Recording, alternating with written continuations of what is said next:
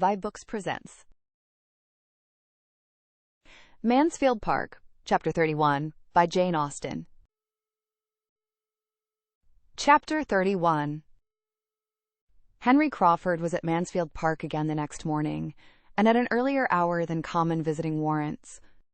The two ladies were together in the breakfast room, and, fortunately for him, Lady Bertram was on the very point of quitting it as he entered.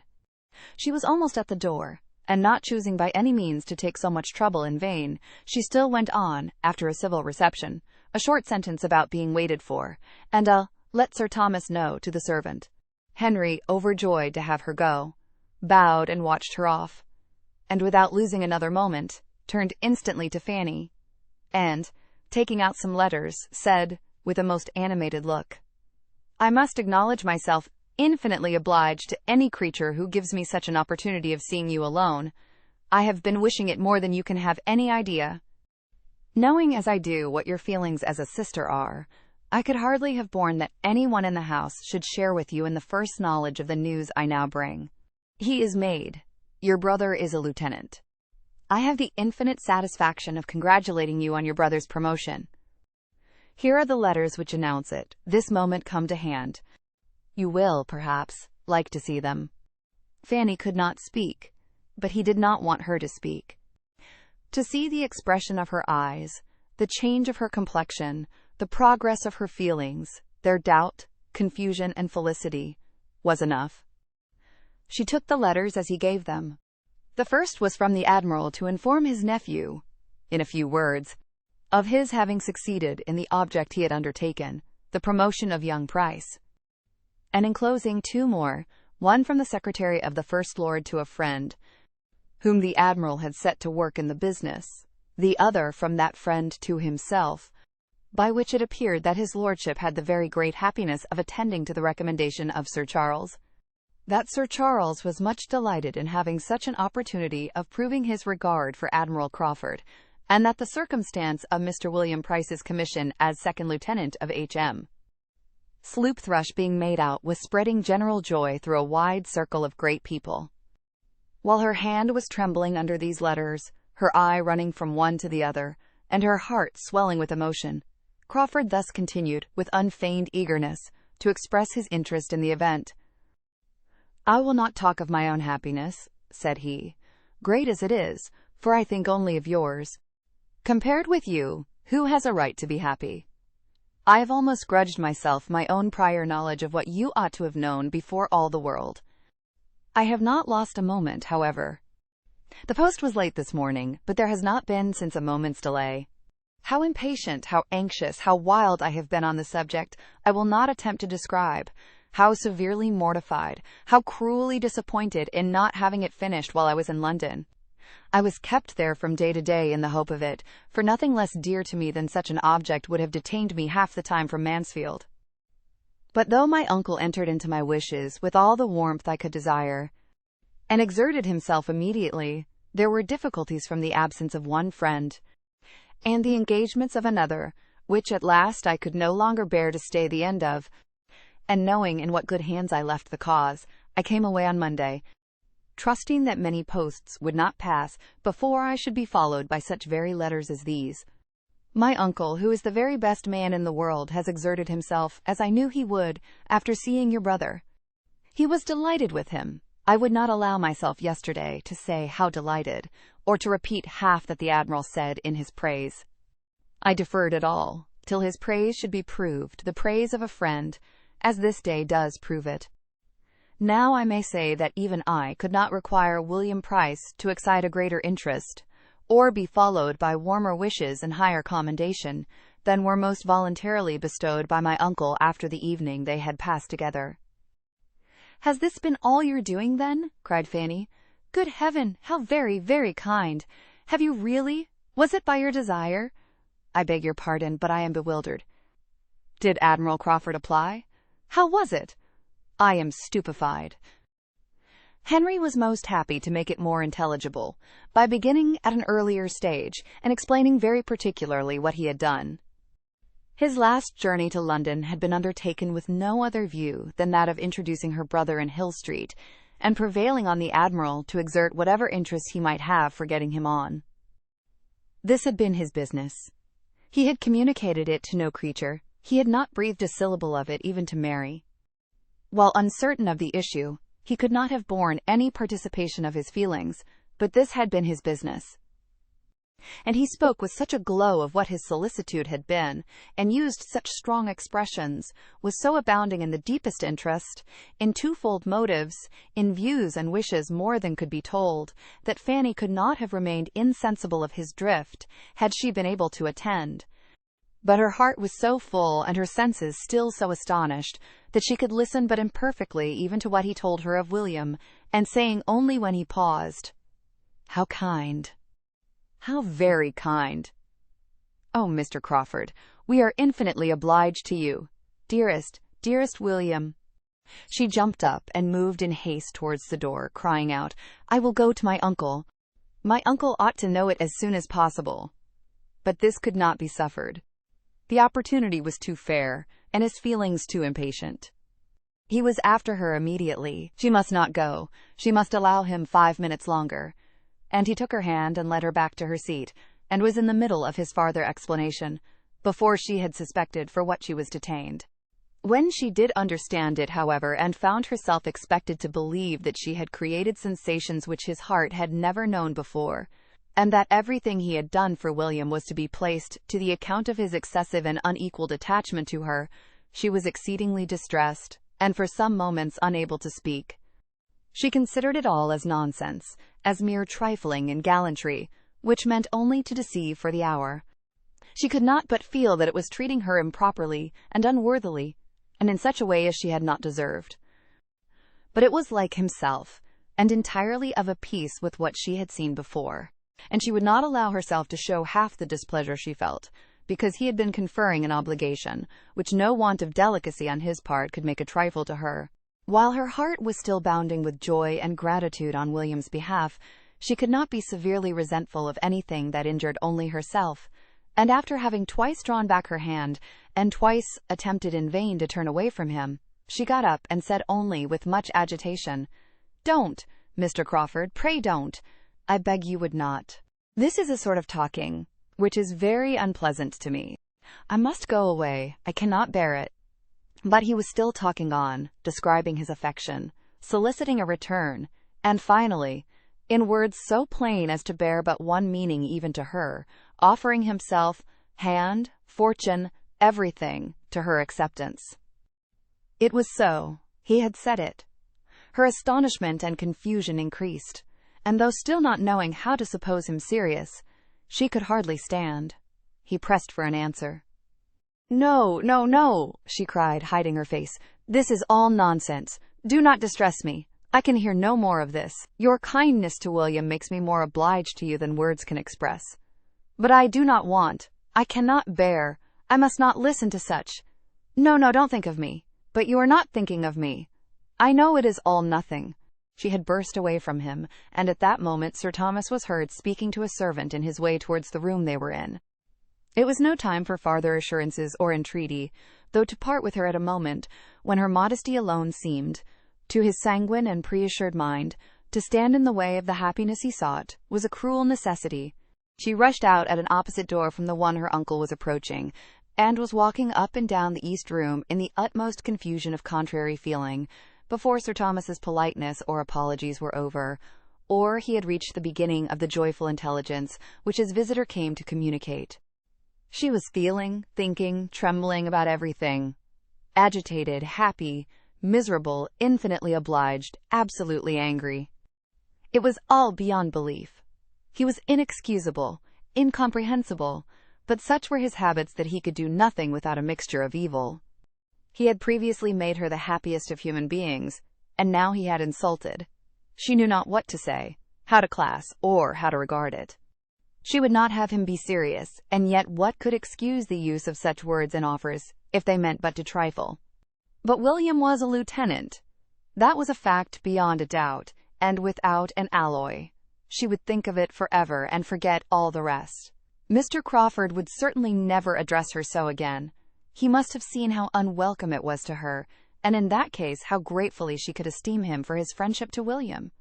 She would not stir farther from the east room than the head of the great staircase, till she had satisfied herself of Mr. Crawford's having left the house. But, when convinced of his being gone, she was eager to go down and be with her uncle, and have all the happiness of his joy as well as her own, and all the benefit of his information, or his conjectures as to what would now be William's destination. Sir Thomas was as joyful as she could desire, and very kind and communicative, and she had so comfortable a talk with him about William as to make her feel as if nothing had occurred to vex her, till she found, towards the close, that Mr. Crawford was engaged to return and dine there that very day. This was a most unwelcome hearing, for though he might think nothing of what had passed, it would be quite distressing to her to see him again so soon. She tried to get the better of it, tried very hard, as the dinner hour approached, to feel and appear as usual, but it was quite impossible for her not to look most shy and uncomfortable when their visitor entered the room. She could not have supposed it in the power of any concurrence of circumstances to give her so many painful sensations on the first day of hearing of William's promotion. Mr. Crawford was not only in the room, he was soon close to her. He had a note to deliver from his sister. Fanny could not look at him, but there was no consciousness of past folly in his voice. She opened her note immediately, glad to have anything to do, and happy, as she read it, to feel that the fidgetings of her Aunt Norris, who was also to dine there, screened her a little from view. My dear Fanny, for so I may now always call you, to the infinite relief of a tongue that has been stumbling at Miss Price for at least the last 6 weeks, I cannot let my brother go without sending you a few lines of general congratulation, and giving my most joyful consent and approval. Go on, my dear Fanny, and without fear. There can be no difficulties worth naming. I choose to suppose that the assurance of my consent will be something, so you may smile upon him with your sweetest smiles this afternoon, and send him back to me even happier than he goes. Yours affectionately, M.C. These were not expressions to do Fanny any good, for though she read in too much haste and confusion to form the clearest judgment of Miss Crawford's meaning, it was evident that she meant to compliment her on her brother's attachment, and even to appear to believe it serious. She did not know what to do, or what to think. There was wretchedness in the idea of its being serious. There was perplexity and agitation every way. She was distressed whenever Mr. Crawford spoke to her, and he spoke to her much too often, and she was afraid there was a something in his voice and manner in addressing her very different from what they were when he talked to the others. Her comfort in that day's dinner was quite destroyed. She could hardly eat anything, and when Sir Thomas good-humouredly observed that joy had taken away her appetite, she was ready to sink with shame from the dread of Mr. Crawford's interpretation. For though nothing could have tempted her to turn her eyes to the right hand, where he sat, she felt that his were immediately directed towards her. She was more silent than ever. She would hardly join even when William was the subject, for his commission came all from the right hand too, and there was pain in the connection. She thought Lady Bertram sat longer than ever, and began to be in despair of ever getting away. But at last they were in the drawing-room, and she was able to think as she would, while her aunts finished the subject of William's appointment in their own style. Mrs. Norris seemed as much delighted with the saving it would be to Sir Thomas as with any part of it. Now William would be able to keep himself, which would make a vast difference to his uncle, for it was unknown how much he had cost his uncle, and indeed it would make some difference in her presence too. She was very glad that she had given William what she did at parting, very glad indeed that it had been in her power, without material inconvenience, just at that time to give him something rather considerable, that is, for her, with her limited means, for now it would all be useful in helping to fit up his cabin. She knew he must be at some expense, that he would have many things to buy, though to be sure his father and mother would be able to put him in the way of getting everything very cheap. But she was very glad she had contributed her mite towards it. I am glad you gave him something considerable, said Lady Bertram, with most unsuspicious calmness, for I gave him only Ps. 10. Indeed, cried Mrs. Norris, reddening. Upon my word, he must have gone off with his pockets well lined, and at no expense for his journey to London either. Sir Thomas told me Ps. 10 would be enough. Mrs. Norris, being not at all inclined to question its sufficiency, began to take the matter in another point. It is amazing, said she, How much young people cost their friends, what with bringing them up and putting them out in the world. They little think how much it comes to, or what their parents, or their uncles and aunts, pay for them in the course of the year.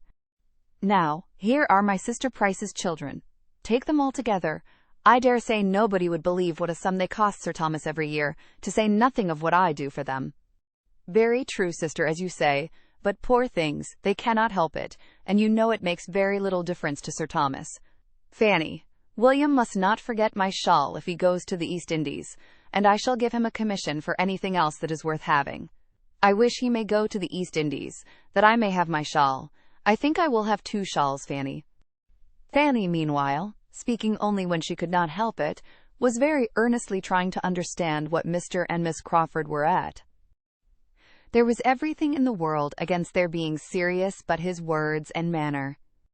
Everything natural, probable, reasonable was against it, all their habits and ways of thinking, and all her own demerits. How could she have excited serious attachment in a man who had seen so many, and been admired by so many, and flirted with so many, infinitely her superiors, who seemed so little open to serious impressions, even where pains had been taken to please him, who thought so slightly, so carelessly, so unfeelingly on all such points, who was everything to everybody, and seemed to find no one essential to him? And farther, how could it be supposed that his sister, with all her high and worldly notions of matrimony, would be forwarding anything of a serious nature in such a quarter? Nothing could be more unnatural in either. Fanny was ashamed of her own doubts. Everything might be possible rather than serious attachment or serious approbation of it toward her. She had quite convinced herself of this before Sir Thomas and Mr. Crawford joined them. The difficulty was in maintaining the conviction quite so absolutely after Mr. Crawford was in the room, for once or twice a look seemed forced on her which she did not know how to class among the common meaning. In any other man, at least, she would have said that it meant something very earnest, very pointed. But she still tried to believe it no more than what he might often have expressed towards her cousins and 50 other women.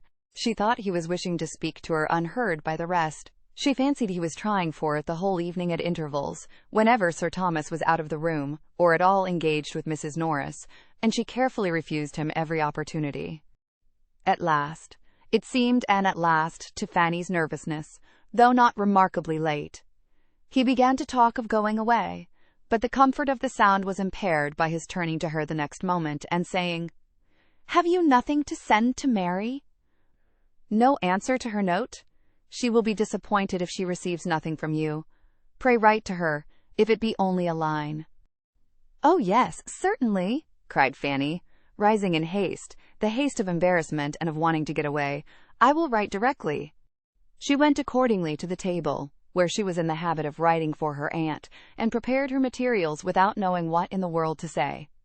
She had read Miss Crawford's note only once, and how to reply to anything so imperfectly understood was most distressing. Quite unpracticed in such sort of note-writing, had there been time for scruples and fears as to style, she would have felt them in abundance, but something must be instantly written, and with only one decided feeling, that of wishing not to appear to think anything really intended, she wrote thus, in great trembling both of spirits and hand. "I am very much obliged to you, my dear Miss Crawford, for your kind congratulations, as far as they relate to my dearest William. The rest of your note, I know, means nothing, but I am so unequal to anything of the sort that I hope you will excuse my begging you to take no farther notice. I have seen too much of Mr. Crawford not to understand his manners. If he understood me as well, he would, I dare say, behave differently. I do not know what I write, but it would be a great favor of you never to mention the subject again. With thanks for the honor of your note, I remain, dear Miss Crawford, N.C. N.C." The conclusion was scarcely intelligible from increasing fright, for she found that Mr. Crawford, under pretense of receiving the note, was coming towards her. "You cannot think I mean to hurry you," said he, in an under voice, perceiving the amazing trepidation with which she made up the note. "You cannot think I have any such object. Do not hurry yourself, I entreat." "Oh, I thank you. I have quite done, just done. It will be ready in a moment. I am very much obliged to you, if you will be so good as to give that to Miss Crawford." The note was held out and must be taken, and as she instantly and with averted eyes walked towards the fireplace, where sat the others, he had nothing to do but to go in good earnest. Fanny thought she had never known a day of greater agitation, both of pain and pleasure, but happily the pleasure was not of a sort to die with the day, for every day would restore the knowledge of William's advancement, whereas the pain, she hoped, would return no more. She had no doubt that her note must appear excessively ill-written, that the language would disgrace a child, for her distress had allowed no arrangement, but at least it would assure them both of her being neither imposed on nor gratified by Mr. Crawford's attentions. Thank you for tuning in to vibeBooks. We hope you enjoyed this journey. Please consider liking, commenting, and subscribing to our channel. Check out our playlist or explore vibeBooks for more classic stories. Until next time, happy listening.